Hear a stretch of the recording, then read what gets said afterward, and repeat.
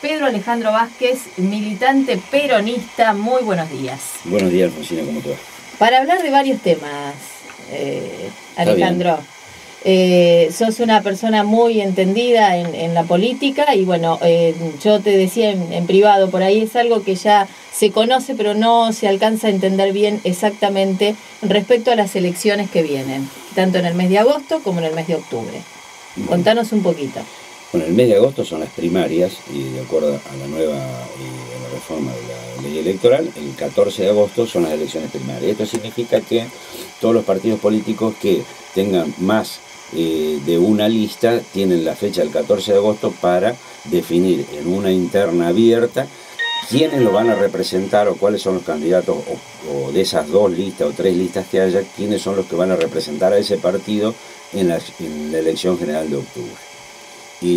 O sea, ese es el objetivo con que está hecha la ley. El objetivo también primario que tenía la ley era que todos aquellos que participaban de una interna y perdían la interna, después no se presentaran por otro partido en la elección general, cosa que hace años atrás veíamos en forma cotidiana, porque eso desvirtúa todo lo que es la acción político-partidario y desvirtúa también la construcción de poder político de un partido realmente como se debe hacer. Nosotros veíamos que había partidos o fracciones que perdían una interna dentro de ese partido y después aparecían candidatos en otras listas en las elecciones generales, ¿no es cierto? Entonces, bueno, ahora esto no se va a poder hacer más. El 14 de agosto está para que todos los partidos diriman o legitimen sus candidaturas o los quienes los van a representar en la elección de octubre como candidatos, y aquellos que no ganan esa elección o pierden esa elección no van a poder presentarse o participar ni aparecer en ninguna otra lista de ningún otro partido.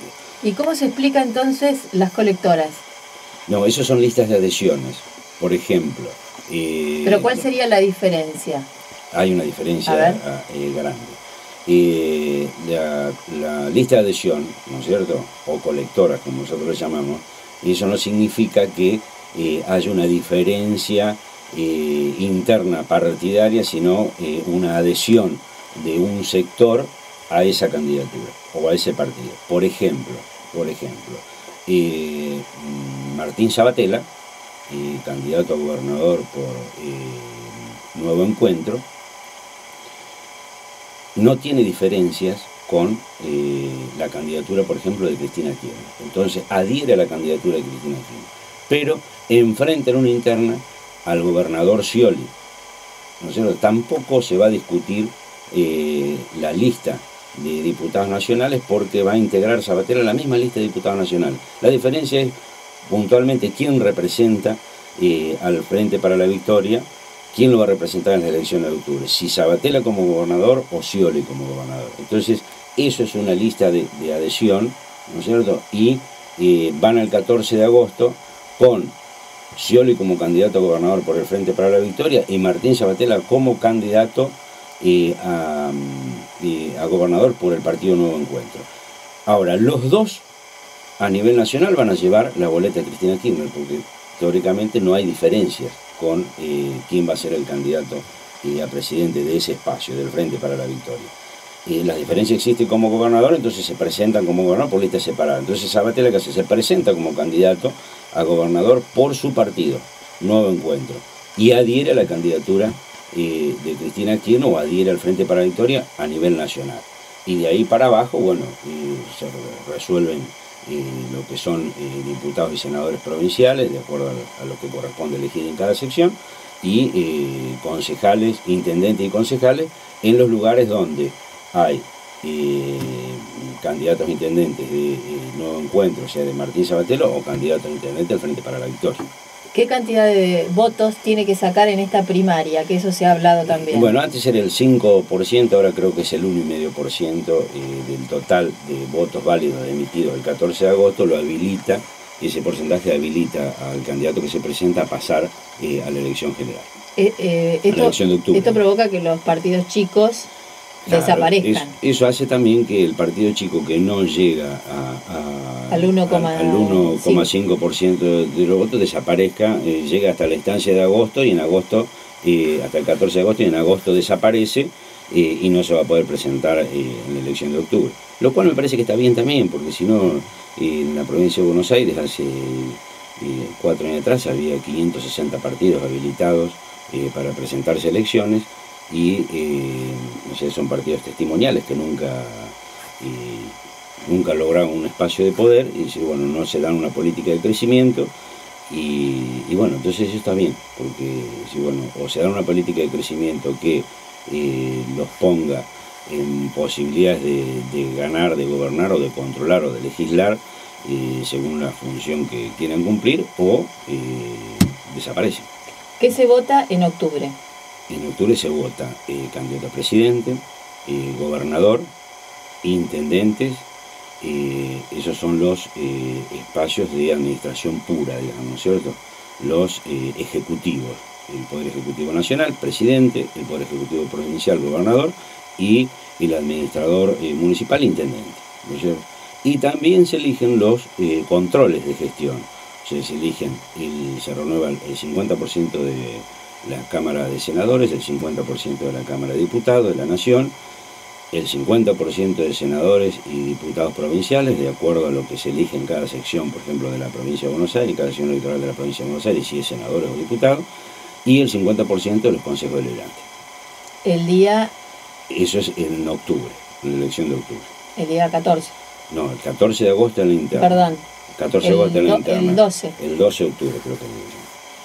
Perfecto. Bueno, no aclarado el tema de la votación, me parece que hay una mezcla. Hace poquito mencionábamos un plazo de fecha para presentarse para recién el 14 de agosto, pero no estamos hablando de las primarias del 14 de agosto. ¿Qué fue la fecha de vencimiento el 15 de junio? El 15 de junio fue, el cronograma electoral estaba fijado como fecha tope para la presentación de las alianzas. O sea que todas aquellas fuerzas políticas que se podían aliar con otra fuerza política para presentarse a elecciones el 14 de agosto, el plazo de formalizar esa alianza venció el 15 de agosto. Qué mezcla, qué ensalada con esas alianzas, ¿no? Sí. ¿Vale todo? Se ha perdido un poco la concepción de lo ideológico y de lo doctrinario. Acá uno ve una lucha por posicionamientos personales en busca de un espacio de poder que ha dejado de lado todo tipo de convicción político-ideológica, ¿no es cierto? Entonces vos ves candidatos como de Narváez, que fue 4 años en representación, diputado nacional en representación del Partido Justicialista, lo vimos cumplir otros 4 años más como diputado nacional por Unión Pro, ¿no es cierto? Entonces con Macri sería. Con Macri, o sea que ya hay una desviación desde el peronismo a la ultraderecha, y hoy es un representante, o sea, hace un frente electoral con Ricardo Alfonsín, que es de extracción radical. Yo justifico más esta alianza que no la alianza con de Macri, de Narváez con el PRO, por ejemplo. Es decir, bueno, no se puede saltar del peronismo a la ultraderecha, ¿no es cierto? Porque es un regreso a lo que pasó en la década del 90, ¿no es cierto? Y la gente por ahí se pregunta, ¿vos acompañaste a de Narváez? Sí. ¿Y qué pasó porque después? Lo que pasa es que de Narváez, cuando yo lo acompañé, vino acá a Sarmiento, lanzó su candidatura a gobernador por primera vez acá en Sarmiento, habló de su... Él era diputado nacional por el Partido Justicialista. En ese momento también yo le especifiqué a de Narváez que la elasticidad que yo consideraba que tenía que tener el peronismo hacia la derecha tenía un límite, y que para mí el límite era Macri, ¿no es cierto? Entonces, bueno, cuando hace la unión con Macri, dejó de tener... me desvinculé totalmente. Y ahora, después de Macri, ahora hace la alianza con Ricardo Alfonsín. Con Ricardo Alfonsín. Tiene más, ideológicamente tiene más aceptación, ¿no es cierto? Lo que pasa es que partidariamente siempre el peronismo con el radicalismo es una rivalidad eterna, ¿no es cierto? No es una rivalidad, hay diferencias ideológicas profundas, no tan profundas como las diferencias que uno desde el peronismo puede tener con el PRO, ¿no es cierto? Que ella es de una concepción político-ideológica de ultraderecha, y si bueno, el peronismo no es un partido de ultraderecha. Entonces, por lo menos en su marco ideológico está libre de lo que es el pensamiento de ultraderecha, ¿no es cierto?, de la libertad de mercado. Bueno, en fin, el tema concreto es que Macri de Narváez hoy es candidato a gobernador en la misma línea que Ricardo Alfonsín. ¿Y cómo se explica la alianza entre Wiener y Stolbizer? Bueno, también por la misma... Y Solanas en Capital sería, ¿no? También por la misma razón, o sea, la concepción ideológica de Wiener es socialista. Margarita Stolbizer no pertenece a una línea interna del radicalismo de ultraderecha, ¿no es cierto? Digamos, es más de centro-izquierda, entonces eso lo hace compatible a Wiener con Margarita Stolbizer y con Pino Solana, que ya sabemos que es un hombre de izquierda. Y en Capitán Sarmiento, ¿cómo viste tu punto de vista de acuerdo a lo que ocurrió la semana pasada entre Ravelino y Brocar? Yo asistí, primero quiero hablarte de algo que me pareció que, o sea, lo he notado en algunas conversaciones, concretamente en algún medio local, de lo siguiente. A mí me parece que la Constitución establece claramente que todo ciudadano tiene derecho a elegir y a ser elegido, ¿no es cierto? Tiene derecho a presentarse elecciones, entonces me parece de muy bajo nivel intelectual descalificar a alguien que se presenta como candidato. Yo he escuchado una descalificación permanente del doctor Ravelino a su intención de presentarse a elecciones, y más allá de que estemos de acuerdo o no, porque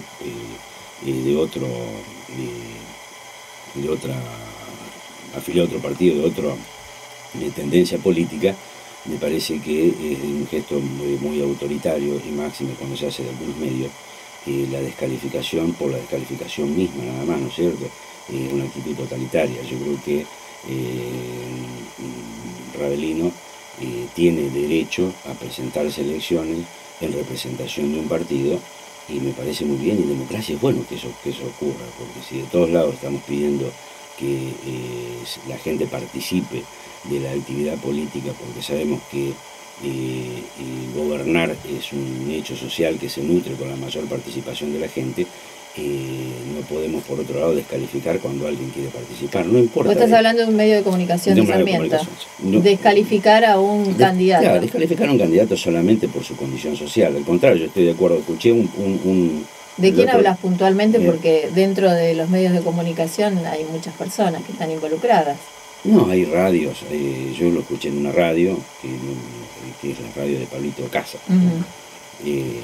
Bueno, me parece una actitud media autoritaria. Yo espero que Pablo es un hombre medianamente inteligente, tiene que darse cuenta, a lo mejor su posicionamiento, su euforia en contra de él lo hace tomar posición política, entender también de que desde el periodismo la principal función que tiene un periodista es labrar un juicio crítico y ser objetivo. Ser imparcial. Cuando ya desde los medios se tiende a una parcialización y máxima en la actividad política, ya se está desvirtuando la función del periodista. Yo lo entiendo de que es así, ¿no es cierto? Ahora, con respecto... Como cuando desde la política se trata de torcer la opinión de un periodista también, ¿no es cierto? O sea, hay cosas que... Comprándola. O torciendo. Yo creo que hay cosas que nosotros en democracia tenemos que aprender a vivir.